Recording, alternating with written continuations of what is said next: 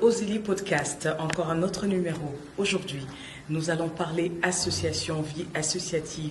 Et justement, pour ce numéro, nous recevons UCM, donc l'Union des Congolais du Maroc. Donc Maroc, bien sûr, le pays, et précisément à Casablanca. Vous en saurez plus. Nous sommes sur ce plateau avec Monsieur Gilles qui nous en dira davantage sur cette association. À tout à l'heure.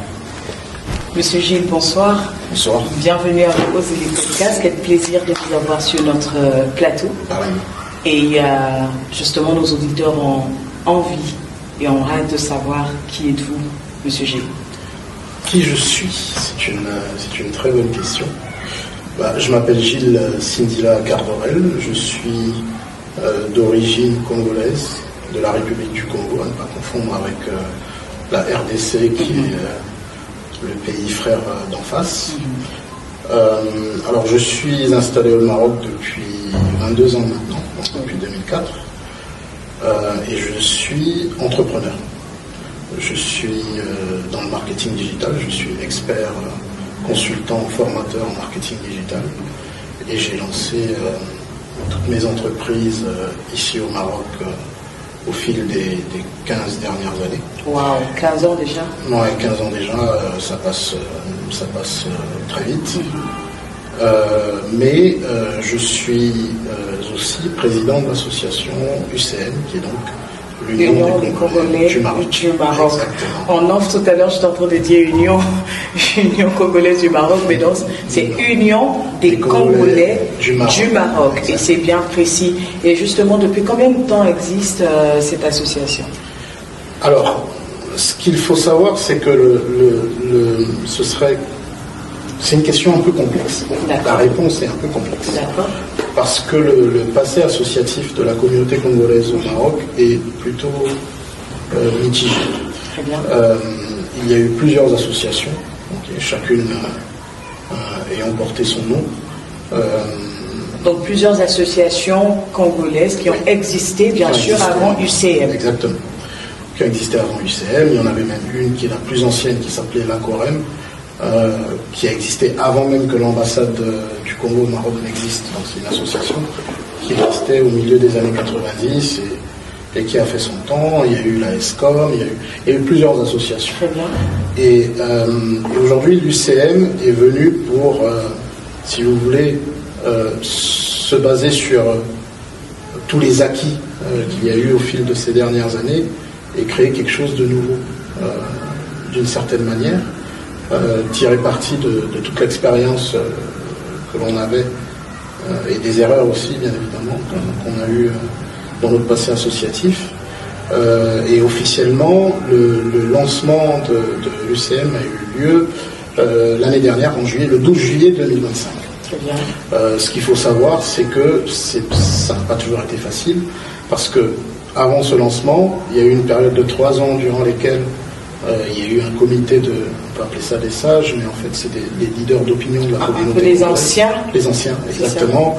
Et toutes les personnes qui avaient dirigé des associations congolaises dans le passé au Maroc se sont réunies pour travailler sur les textes qui allaient légiférer au sein de cette association.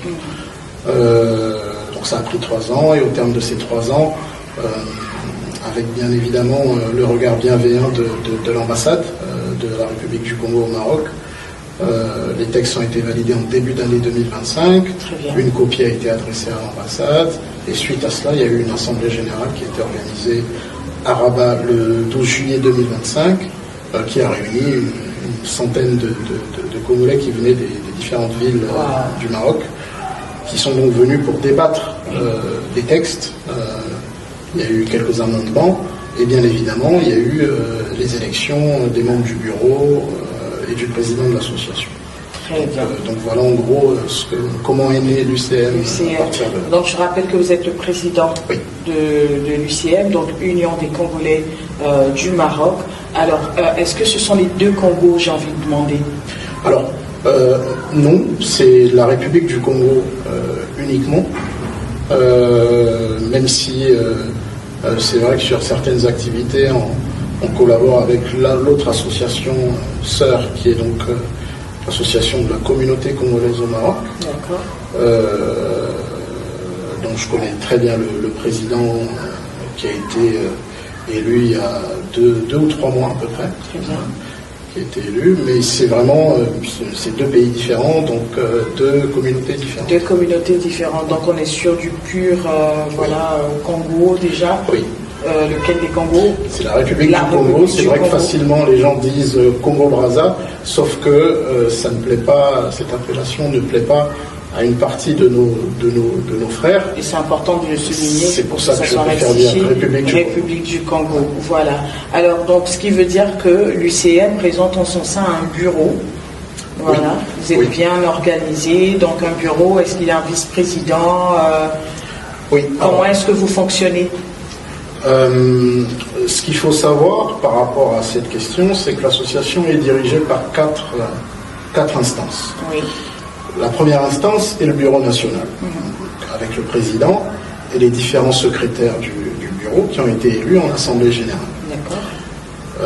Donc c'est eux qui gèrent la vie courante de l'association, qui suivent le projet associatif qui a été présenté par le président et validé en assemblée générale. À côté de ça, on a ce qu'on appelle le conseil consultatif et de contrôle. D'accord. C'est une équipe de conseillers qui suivent de près les activités de l'association, qui interviennent si il se trouve que l'association s'égare ou ne respecte pas les textes qui ont été votés. Ensuite, nous avons ce qu'on appelle les bureaux des villes.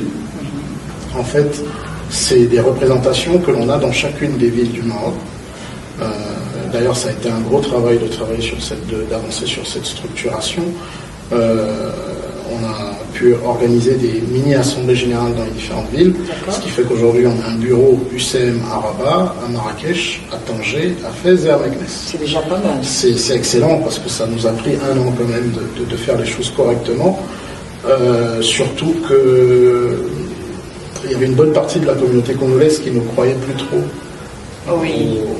à l'activité associative. C'est ça. Des gens qui ont été déçus par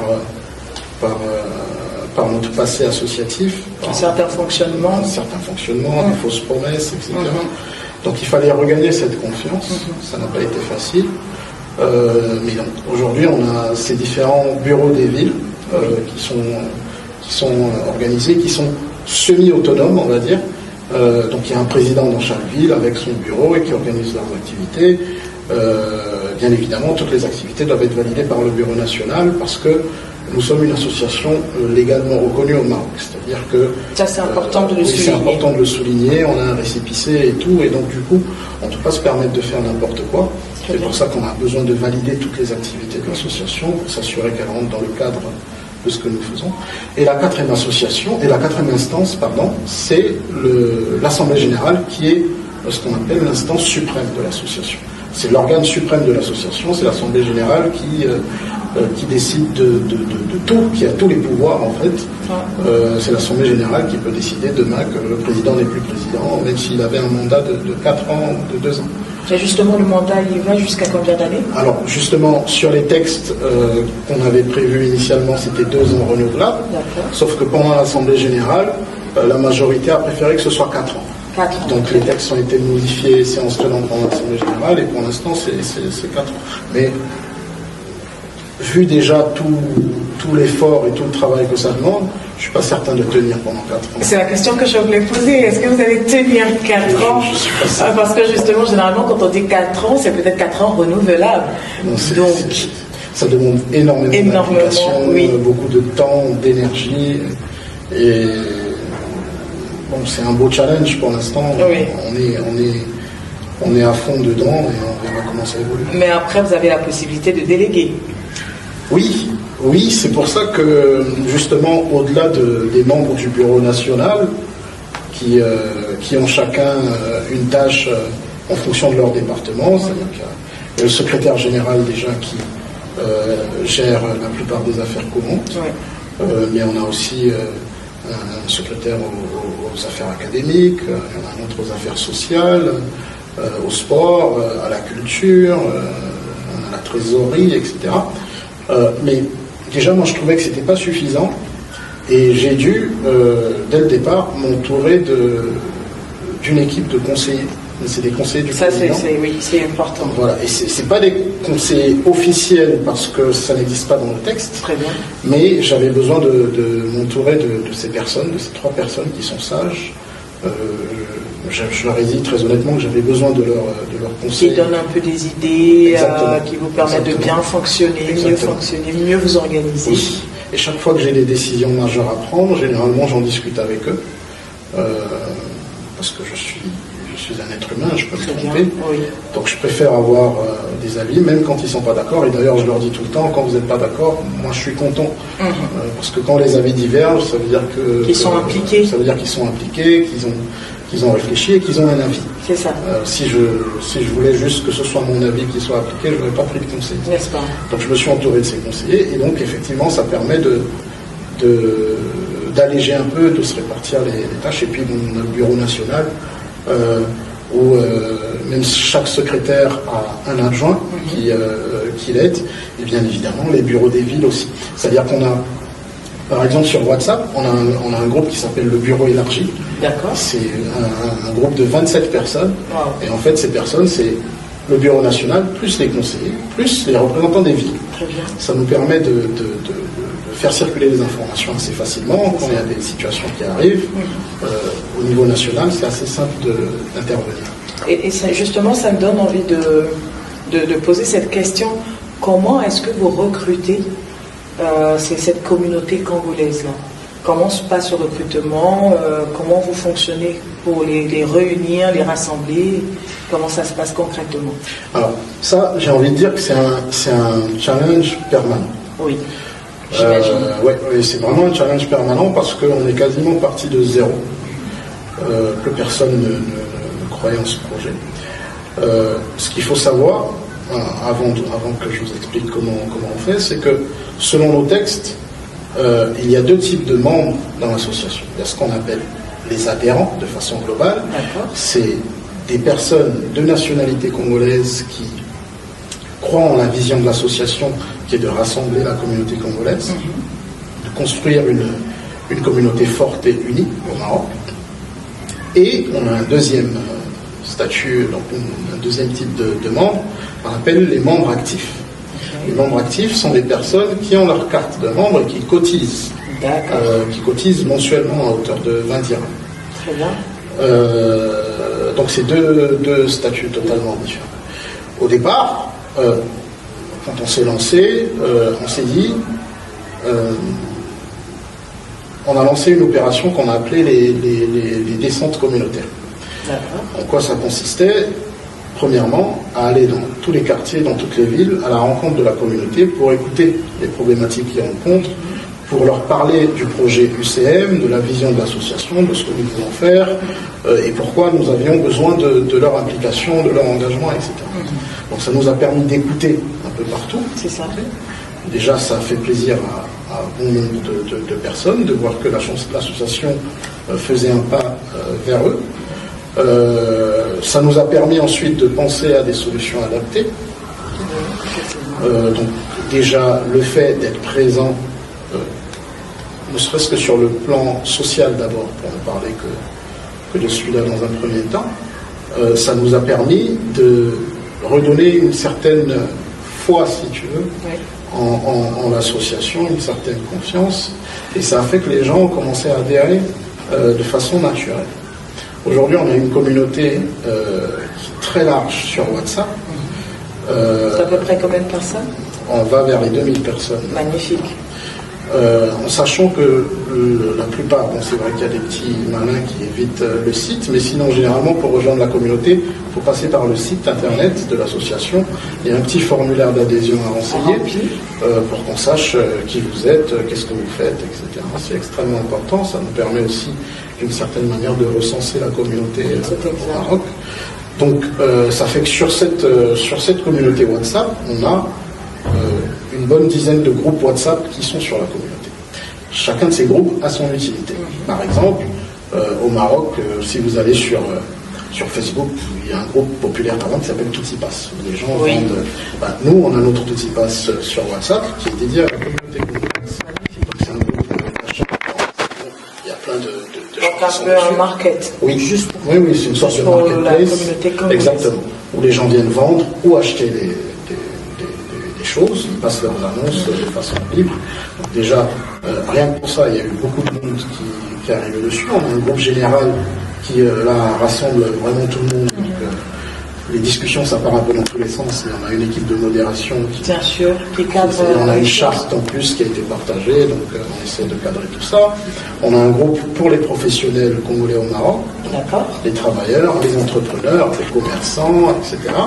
Donc, qui discutent et ça permet de créer un réseau. Exactement. On a même lancé toute une plateforme qu'on a appelée UCM Connect, avec un site internet dédié et tout, et on organise des événements dédiés aux professionnels congolais au Maroc. On a un groupe pour les étudiants, on a les groupes des bureaux des villes, etc. Donc on a vraiment, c'est toute une communauté sur WhatsApp qui est assez bien structurée, bien organisée, et donc les gens continuent d'adhérer continuellement. Et puis, au-delà de ça, faut reconnaître qu'on est assez actif quand même. Chacun des départements de l'association organise des activités, les bureaux des villes organisent des activités. Et c'est vrai que sur certaines activités, on essaye quand même de privilégier dans un premier temps ceux qui sont membres actifs de l'association. Et dans un deuxième temps, les adhérents de façon globale. Par exemple, les 2 dernières excursions qu'on organisait à Ifran, où bien évidemment il y avait un ticket à prendre pour chaque personne qui voulait participer, parce qu'il y a des frais de location du bus, etc. Pour ceux qui étaient membres actifs et qui avaient leur carte de membre, ils avaient une réduction donc considérable. La carte de membre, elle est seulement dédiée, comme vous avez dit, à un certain nombre de personnes. C'est pas ouvert. Non, elle est ouverte à tous les Congolais qui veulent la prendre. Qui veulent la prendre, mais il faut une cotisation, c'est ça? Ceux qui acceptent de cotiser mensuellement à hauteur de 20 dirhams par an. Très bien. En sachant que lorsque ces cotisations proviennent des différentes villes, le Bureau national reverse 75% de ces cotisations au bureau de la ville. Donc ça lui permet d'organiser ses activités, de réagir quand il y a des situations urgentes qui arrivent, etc. Donc c'est vraiment ça aussi qui pousse les bureaux des villes à recruter un maximum de personnes. Ce qui veut dire que ceux qui ne cotisent pas n'auront pas droit à la carte. Donc ceux qui ne cotisent pas, ils sont adhérents. Ils sont adhérents simplement, mais ils ne sont pas membres actifs. Donc c'est l'occasion d'appeler vraiment tout le monde à être membre actif, parce qu'il y a des avantages. Oui. Et il y en a beaucoup qui hésitent. C'est pour ça que moi je trouve ça normal. Je trouve ça normal. C'est vrai qu'au départ. Bon, est-ce que c'est parce que la communication n'est pas bien passée? Non, parce que comme je disais tout à l'heure, on a un lourd passé associatif qui est négatif. Je comprends. Et donc il y a plein de gens qui sont réticents encore. Ils ont besoin de voir pour croire. Ils ont besoin de voir comment ça évolue, qu'est-ce qui se passe, etc. C'est pour ça que je dis tout le temps à mes frères des bureaux des villes et du bureau national qu'il faut continuer à travailler, il faut continuer à être actif, et les gens continueront de voir ce que nous faisons et concrètement, voilà, et ils viendront et s'engageront progressivement. D'ailleurs, il y a 2 semaines, on a annoncé juste sur Casablanca, parce qu'on s'est rendu compte que Casablanca est à elle seule une véritable mégapole, dans le sens où c'est même pas comparable aux différentes villes. À Casablanca, chaque quartier représente quasiment autant de personnes que tous les Congolais qu'on a, par exemple, à Fès ou à Meknes. Donc il y a énormément de monde. Donc on s'est dit que un bureau de Casablanca ne suffirait pas. Et on a dû mettre en place ce qu'on appelait une campagne de recrutement des délégués de quartier. D'accord. Pour avoir des points relais dans les différents quartiers et faire en sorte que ces différents délégués de quartier constituent le bureau de la ville de Casablanca ensuite. Donc on a lancé une campagne de recrutement sur les principaux quartiers, Aïspa, Sidi Marouf, la Gironde, Oufa. Les quartiers qui regorgent énormément de subsahariens, principalement des Congolais. Et donc ça nous a permis de recruter ces délégués-là qui vont justement servir de point relais avec la communauté dans ces quartiers. Et voilà, ça nous permet aussi d'être présents dans les quartiers, d'écouter tout ce qui se passe et de savoir comment intervenir lorsqu'il y a des situations qui nécessitent notre intervention. Et les 2000 en question, ce sont 2000 personnes, tout le Maroc, ou seulement la ville de Casablanca? Non, c'est tout le Maroc. C'est tout le Maroc. Maintenant, le challenge aujourd'hui, c'est de pouvoir organiser une grande campagne de recensement. Ok. Parce qu'aujourd'hui, personne n'a les chiffres. Je pense que même nos autorités consulaires n'ont pas les chiffres exacts. Donc le challenge, c'est celui-là, d'organiser une grande campagne de recensement pour savoir exactement combien de Congolais il y a. Oui, ça leur sera d'une grande Ah oui, aide. pour tout le monde. Parce que jour pour jour, on a des entrées, on a Oui. des personnes de toute nationalité qui entrent, même beaucoup C'est ça. plus de Congolais qui entrent, C'est ça. et les chiffres ne sont pas vraiment exacts et C'est ça. stables. Donc jour pour jour, il faut les mettre à jour. Il faut les mettre. Et justement, UCM vient Oui. au bon moment C'est ça. pour les aider dans leurs tâches. Alors, la question que je veux poser, qui me vient à l'esprit, c'est de savoir exactement si UCM est représenté en dehors du Maroc aussi, c'est-à-dire au Congo. Alors, pas de façon directe, D'accord. parce que l'UCM, ça reste l'Union des Congolais du Maroc. Donc c'est principalement les Congolais du Maroc. Mais après, c'est vrai aussi que chaque fois qu'il y a un compatriote qui vient du Maroc et qui décide d'aller s'installer au Congo, généralement, c'est les personnes qui restent très actives Oui. dans nos différentes activités, événements, etc., et qui continuent d'échanger Ouais. sur la communauté. Mais sinon, principalement, non, c'est surtout pour le Maroc, même si notre pays d'origine, bien sûr, ça reste le Congo, et parfois sur certains avantages que nous mettons en place, nous essayons de considérer le Congo. Par exemple, sur l'assurance santé qu'on a lancée, elle englobe aussi le Congo. Pour ceux qui vont en vacances au Congo, ils peuvent se faire Voilà, soigner et se justement, faire rembourser. moi, je l'ai posé cette question. Pourquoi? Parce que nous avons de plus en plus de Congolais qui viennent au Maroc. Et justement, si on a un point focus sur, c'est-à-dire comme un point relais au Congo, ces personnes pourront être dirigées, voilà, puisque ces informations restent au Maroc, hein. Après, ça fera du bouche à l'oreille. Mais s'il y a un point relais là-bas au Congo, se sentir en famille quand on arrive ou qu'on a une marque, c'est-à-dire on sait que quand tu arrives, il y a UCM, tu viens à UCM pour te faire recenser, il y a une association qui existe, ça permet de facilement s'intégrer et puis de se sentir encore à l'aise quand on arrive dans un pays qui n'est pas le nôtre. Donc ce serait pas mal, c'est une idée que je vous prête de créer un point relais au niveau du Congo pour diriger justement, orienter tous ces Congolais qui rentrent. Ça vous permettra justement d'avoir un plus grand nombre et puis de recenser à chaud toutes ces personnes à peine. C'est un excellent point. Ouais. Je le soumettrai aux discussions avec le Bureau national et les Oui, conseils. oui, exactement. Alors, pour le travail, vous mentionnez que vous avez plusieurs personnes dans différentes villes.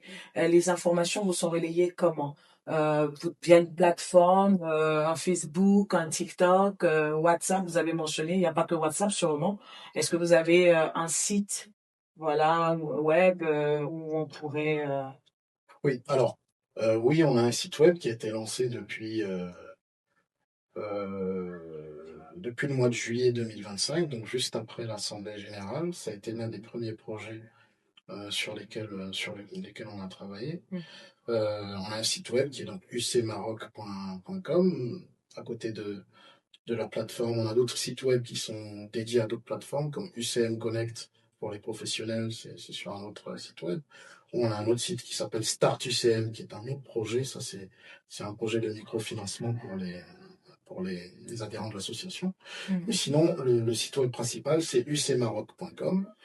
Et puis, bien évidemment, on est présent sur les réseaux sociaux. Donc, on a notre page Facebook, on a la page Instagram et on a un compte TikTok aussi. Mais c'est vrai que les informations, pour répondre à la question, viennent principalement sur WhatsApp, Très bien. surtout sur le groupe général, parce que c'est vrai que vu que toute la communauté est dessus, chaque fois qu'il y a une situation, on discute sur le groupe général. Oui. Et nos compatriotes n'hésitent pas à interpeller tel membre du bureau par rapport à telle situation, par exemple, ou à s'adresser directement au président quand c'est une situation qui est urgente. Mais en tout cas, tous les échanges se font majoritairement sur WhatsApp. Et c'est assez facile, c'est assez fluide. C'est assez fluide. Ouais. Alors, je veux demander quel est le rôle exactement de UCM? Le rôle de UCM, pour revenir d'abord sur la vision, comme je disais tout à l'heure, il y a une phrase que je ressors souvent, c'est de construire une communauté forte et unie. D'accord. Parce que la communauté congolaise était totalement divisée ces dernières années, en tout cas depuis un moment au Maroc. Donc notre première vocation était celle-là. Mais au-delà de ça, déjà, comme vous l'avez dit tout à l'heure, il y a énormément de Congolais qui sont au Maroc, il y en a plein qui arrivent. On essaie de faciliter leur intégration au Maroc. Mais pas que pour les nouveaux, il y a des Congolais qui sont là depuis longtemps, mais qui sont pas forcément intégrés.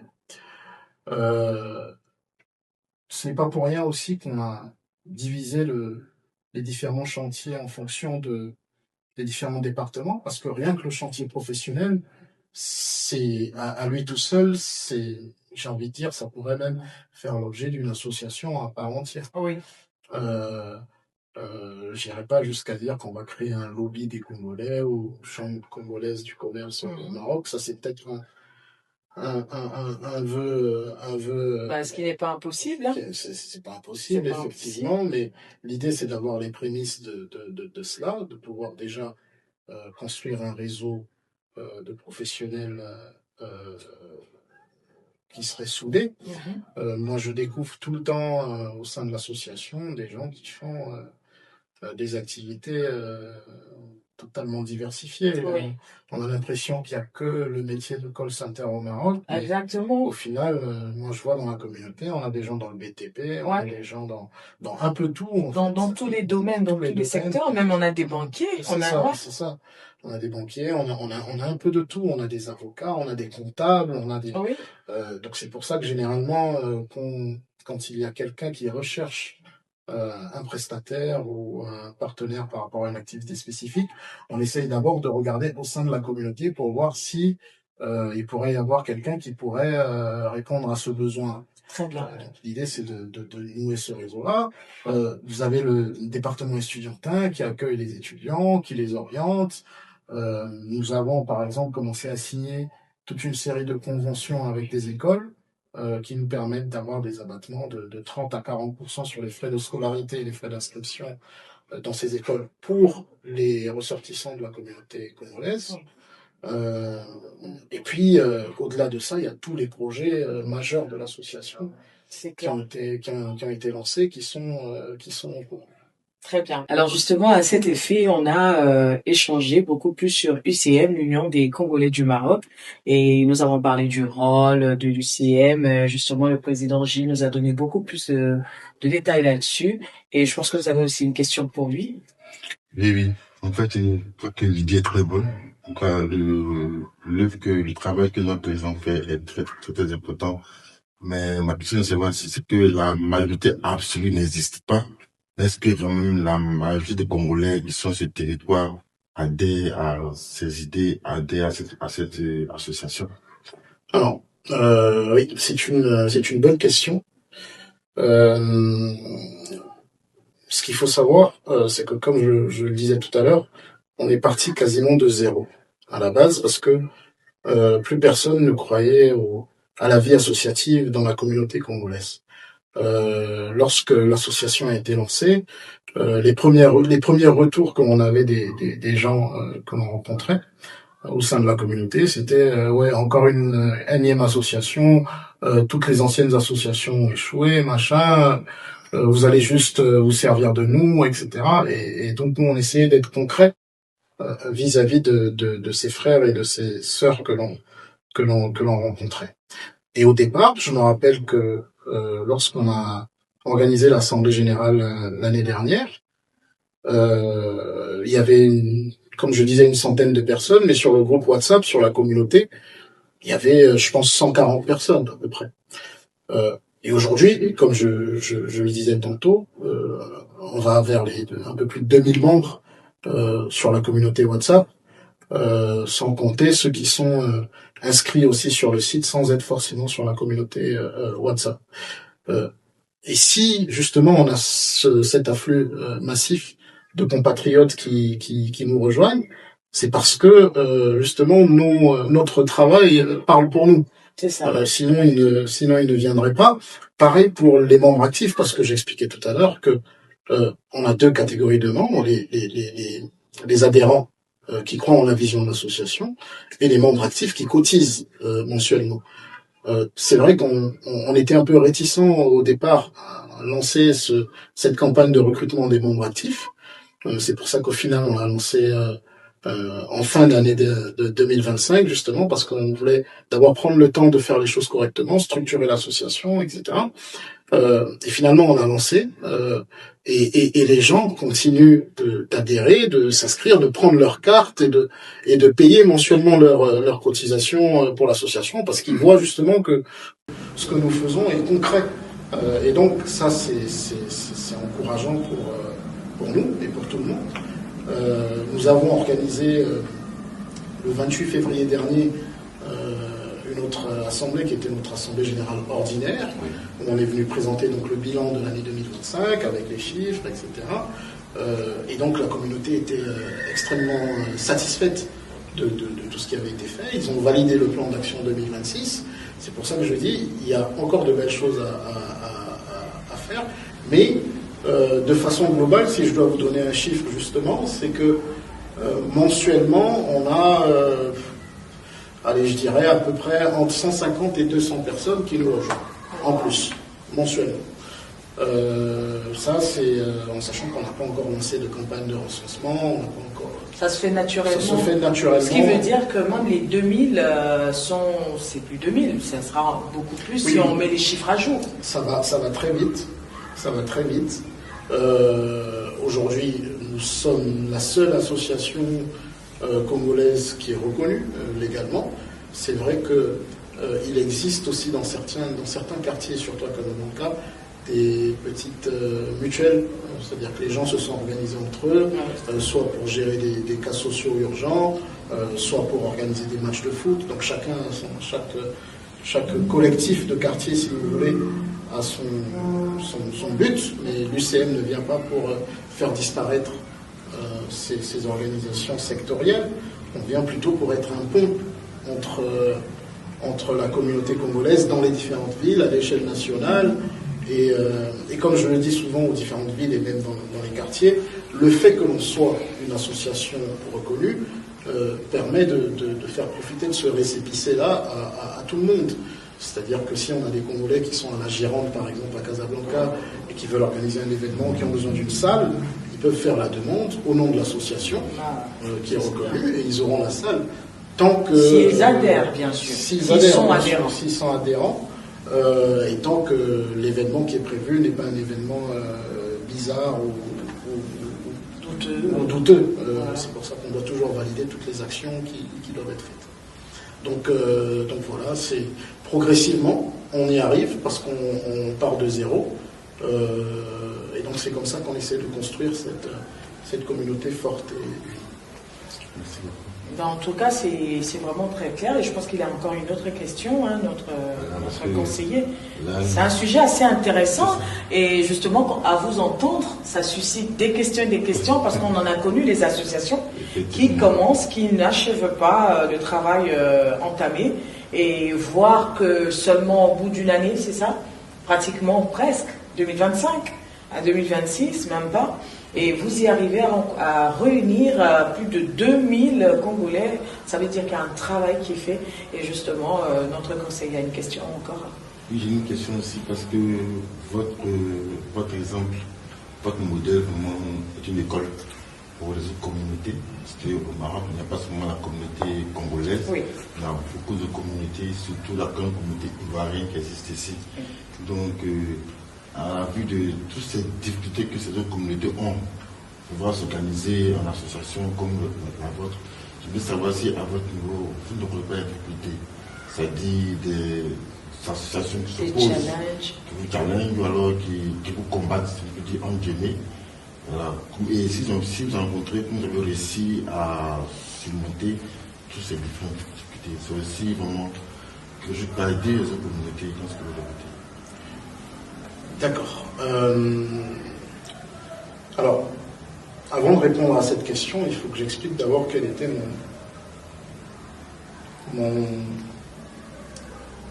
mon parti pris en arrivant à la tête de l'association. Quand je suis arrivé à la tête de l'association, je suis venu avec un constat. Je me suis dit, il y a deux problèmes majeurs qu'ont eu nos précédentes associations. Parce que, comme je le disais, ça fait 22 ans que je suis au Maroc, donc j'ai quand même été présent dans la vie associative de la communauté et j'ai vu tous les échecs qu'il y a eu et pourquoi. Il y a eu deux éléments qui m'ont toujours marqué. Le premier élément, c'est qu'une association ne peut pas fonctionner si elle n'a pas d'argent. Sans financement, vous ne pouvez rien faire. Et ça, c'était une évidence qui, pour moi, était une problématique à laquelle il fallait répondre avant de se lancer dans l'UCN. Le deuxième problème que j'avais remarqué, c'est que si vous lancez une association qui ne dépend que d'une seule personne, le jour où cette personne n'est plus là, tout s'écroule. Donc il ne faut pas que ce soit une association qui soit focalisée sur une seule personne, parce que c'est le président, donc c'est lui qui... Donc au départ, ce que j'ai dit en Assemblée Générale, c'est que le projet associatif que j'ai présenté venait répondre à ces deux problématiques. C'est-à-dire qu'on avait anticipé ces deux problématiques. C'était une petite parenthèse que j'avais ouverte, je ferme la parenthèse. Quand je regarde les autres communautés, d'abord, parce que vous avez mentionné les autres communautés, notamment la communauté ivoirienne, moi ce que je trouve dommage aujourd'hui dans la communauté ivoirienne, c'est que rien qu'à Casablanca, il y a au moins 7 ou 8 associations différentes avec des présidents différents. Je pense qu'il y a un gros effort de structuration à faire au niveau de Casablanca pour avoir une communauté unie, au lieu d'être dispersée. Vous avez le même passeport. Pourquoi est-ce que... Donc ça, je trouve ça un peu dommage, mais au-delà de ça, c'est vrai que je ne vous cache pas que depuis 2025, on a été approché par plusieurs responsables d'associations subsahariennes qui avaient besoin de nos orientations ou de nos conseils par rapport à certaines choses qu'ils voulaient mettre en place, et ils voulaient s'inspirer de ce que nous faisons. Ils voulaient s'inspirer de comment nous communiquons, ils voulaient s'inspirer d'un certain nombre de chantiers que nous avons lancés. Donc nous, on n'hésite pas à les guider dans ce sens et à les orienter dans la bonne direction. C'est-à-dire qu'on a toujours cette ouverture d'esprit, cette main tendue, cette ouverture d'esprit pour orienter tous nos confrères. Donc on le fait avec beaucoup de plaisir, mais au-delà de ça, est-ce qu'on a rencontré des embûches particulières? Non, pas forcément. C'est vrai qu'au départ, vu qu'il y avait des représentants des anciennes associations dans 2 ou 3 villes qui existaient encore, même si les associations n'existaient plus. Donc il y avait des personnes qui doutaient un peu de notre projet de façon globale. Mais après, comme on le disait tout le temps, c'est les résultats et c'est le travail qui parle pour nous. On a essayé de lancer ce qu'on a appelé les chantiers majeurs au sein de l'association. L'un des chantiers les plus importants pour moi était l'assurance santé. Parce que parmi les problématiques, encore une fois, que j'avais notées, c'est que chaque fois qu'un compatriote est malade ou blessé ou a une situation, il sollicite l'association pour qu'il y ait une cotisation pour qu'on lui vienne en aide. Sauf que, et je l'ai dit pendant l'Assemblée Générale, une association n'arrivera jamais à gérer et à supporter tous les cas sociaux qui arrivent. Surtout les cas de maladie. On a eu plusieurs cas, malheureusement même des cas de décès, de gens qui sont décédés, qu'il fallait rapatrier au Congo, il n'y avait pas les moyens, etc. Et cette situation, la seule façon d'y répondre de façon pérenne et efficace, c'était de travailler sur cette assurance. Donc l'un des premiers chantiers qui avait été lancé, c'était donc de concevoir cette assurance santé avec un assureur et de mettre cette assurance santé à la disposition de la communauté congolaise. Donc aujourd'hui, et depuis 6 mois qu'on a lancé l'assurance, ça s'appelle l'assurance Mibatela, Mibatela en lingala qui veut dire prendre soin de quelque chose. Et donc, il y a 2 formules, une formule à 139 dirhams par mois et une formule à 200 dirhams par an, qui vous permet de vous faire soigner gratuitement, de vous faire rembourser. Si vous allez en vacances au Congo et que vous attrapez le paludisme, par exemple, vous pouvez vous faire soigner et vous faire rembourser quand vous revenez ici. Elle intègre aussi le rapatriement en cas de décès. Donc c'est vraiment une assurance qui a été conçue pour la communauté congolaise. Et donc pour souscrire à cette assurance, vous devez avoir votre carte de membre actif de l'association. Donc ça a été l'un des chantiers majeurs. Et moi je continue de sensibiliser parce que même avec ça, il y a des gens qui hésitent encore alors qu'ils n'ont aucune assurance. À la limite, ceux qui travaillent de façon légale, on va dire, ils ont au moins la CLSS et tout, ils peuvent se faire soigner, mais il y a encore des gens qui n'ont rien. Et moi, c'est pour ces compatriotes-là que j'essaie de me battre pour qu'ils souscrivent à cette assurance-là, pour qu'ils soient protégés. On ne sait jamais quand est-ce qu'on peut tomber malade. Et tout. Au-delà de ça, on a lancé un programme qui s'appelle Start UCM, qui est un programme de microfinancement des projets des adhérents. Donc, on a signé avec 2 entreprises partenaires qui étaient prêtes à financer des projets, mais c'est des projets qui vont être remboursés. Très bien. Mais c'est du microfinancement, c'est-à-dire que vous n'allez pas venir demander 500 000 dirhams. C'est vraiment des budgets, des tarifs assez raisonnables. C'est des budgets raisonnables. Il y a eu une première étape de présélection et une sélection. Ensuite, il fallait passer devant un jury pour soutenir. Donc il y avait une douzaine de projets qui avaient été retenus. Les personnes sont passées devant le jury. Donc il y a eu une notation sur cette base-là, qui a été diffusée aussi publiquement. Et il se trouve que les 2 projets qui sont arrivés en tête avec quasiment la même note, on a jugé que ce serait peut-être méchant de trancher d'un coup. Donc ce qu'on a fait, c'est qu'on a lancé il y a un mois un vote en ligne auprès de la communauté sur le site internet startucm.com pour départager. Donc les gens viennent et ils votent. Les votes vont se terminer dans 5 jours, je pense.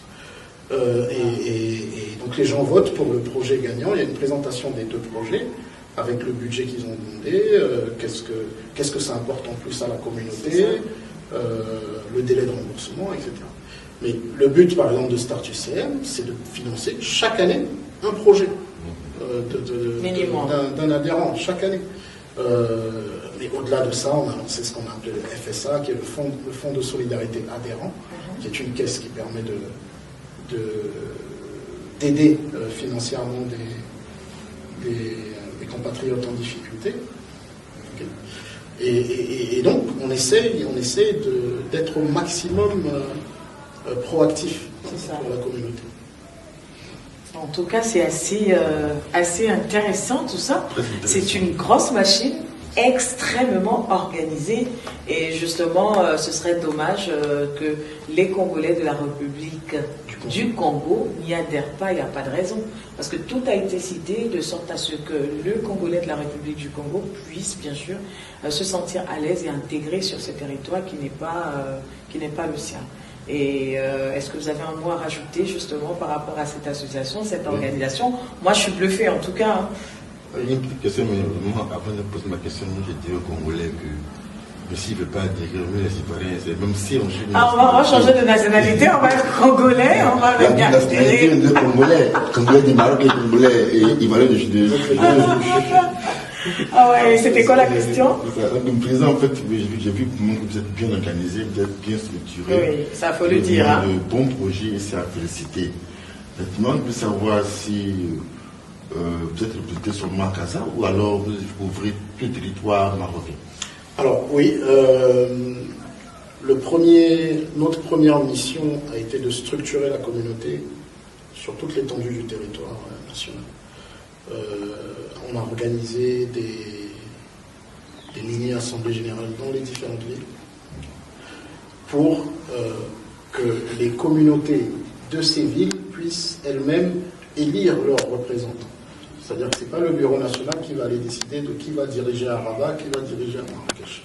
On leur a dit, chaque ville a ses problématiques, c'est à vous de décider de qui vous représentera. Par exemple, à Tanger, si je prends la ville de Tanger, la communauté congolaise, elle est à 90% constituée d'étudiants.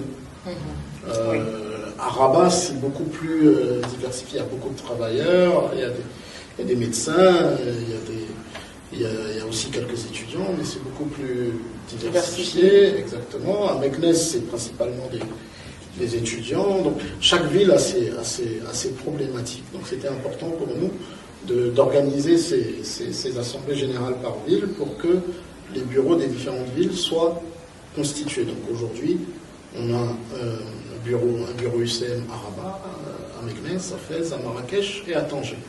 La dernière ville qui reste à organiser, c'est Agadir. Oui, il y a beaucoup d'étudiants. Oui, ça va se faire très bientôt. Et alors, on est assez fiers de cette structuration parce que aujourd'hui, les villes organisent leurs activités de façon autonome. Il y a 2 semaines, il y a eu la journée culturelle congolaise à Fès, qui s'est très bien passée. Ça a été vraiment un événement exceptionnel. Et d'ailleurs, celle de Meknès arrive le mois prochain. D'accord. Donc hier, je disais au président de la ville de Meknès que la barre a été mise très haute par Fès, donc il faut qu'il fasse mieux. Donc, chaque ville organise ses activités. Au même moment, à Tanger, il y avait une activité sportive. Ils avaient fait une matinée, ils avaient réuni la communauté un dimanche pour faire une activité sportive. La même chose a eu lieu à Rabat, etc. Donc chaque ville s'organise et nous, on les assiste, on les accompagne, on les soutient, on les oriente dans leurs activités. Magnifique, magnifique. En tout cas, franchement, c'est à applaudir. Et moi, je peux que dire félicitations. Merci. Félicitations. On a eu un grand plaisir à vous écouter, à surtout apprendre de cette association, parce que peut-être certains auditeurs ne savent pas que cette association existe. Et notre objectif, justement, avec Ozili Podcast, c'est de mettre en lumière tout ce qui est entre griffes dans l'ombre, de faire ressortir toutes les informations possibles et sûrement de redorer l'image justement du subsaharien qu'on a déjà. Cette mauvaise étiquette, c'est de rendre cette étiquette-là positive et assez visible aux yeux de tous ceux qui pensent que le subsaharien est là pour chômer ou autre chose. Bref, mais en tout cas, UCM est bienvenu pour donner aussi un exemple à toutes ces autres associations parce qu'ils sont bien organisés. On prendra exemple sur vous. Les autres associations ont intérêt à le faire. Et merci aussi également à notre conseiller qui a eu de bonnes questions, de belles questions posées au président, M. Gilles, de UCM, l'Union des Congolais du Maroc. Et ce sera tout pour aujourd'hui pour The Ozili Podcast. Alors, si vous êtes Congolais, vous vous retrouvez à Marrakech, c'est ça, Agadir, Rabat, Casablanca, Fès, Meknès et Tanger. Et justement, n'hésitez pas, il y a les différents présidents représentés. Alors, M. Gilles, nous sommes au terme de notre émission The Ozili Podcast. Quel est votre mot de fin? D'abord, merci de m'avoir reçu, de m'avoir écouté et merci pour ces questions pertinentes. C'est toujours un plaisir de parler de l'association et de ce que nous vivons et surtout de comment nous construisons ce que nous sommes en train de faire. Et j'en profite pour remercier tous les adhérents et toutes les personnes qui au quotidien donnent de leur temps et de leur énergie pour faire vivre l'association. C'est extrêmement important parce que sans eux, il n'y aurait pas d'association. Donc merci infiniment à toutes ces personnes-là et merci bien évidemment à tous les représentants officiels de cette institution, que ce soit au niveau du bureau national ou des bureaux des villes. Et puis j'invite toutes les personnes qui ne connaissaient pas encore UCM à rejoindre, à monter dans le train maintenant, à nous rejoindre et à s'activer pour la communauté. Il y a une image que je reprends souvent, je dis souvent que ce qu'on est en train de faire maintenant, c'est pour que demain ou après-demain, peut-être pas nos enfants, nos petits-enfants, arrivent au Maroc, vivent au Maroc et découvrent une UCM qui est devenue une véritable institution majeure et peut-être même avec des déclinaisons dans d'autres pays. Donc merci infiniment, rejoignez-nous Et comme on dit en Lingala, Boya to Sanana, to tonga elo na biso. Voilà, c'était ce mot-là que moi j'attendais en tout cas pour montrer que c'est vraiment en fait une association des Congolais. C'était The Ozili Podcast en présence de Monsieur Gilles, bien sûr, président de UCM, Union des Congolais du Maroc, et également en présence de notre conseiller, Pasteur Blé. On a eu un grand plaisir à échanger avec nos deux grandes personnalités et n'hésitez surtout pas à partager, liker, commenter et puis à The Ozili Podcast, on est toujours à notre aise. À bientôt pour un autre numéro.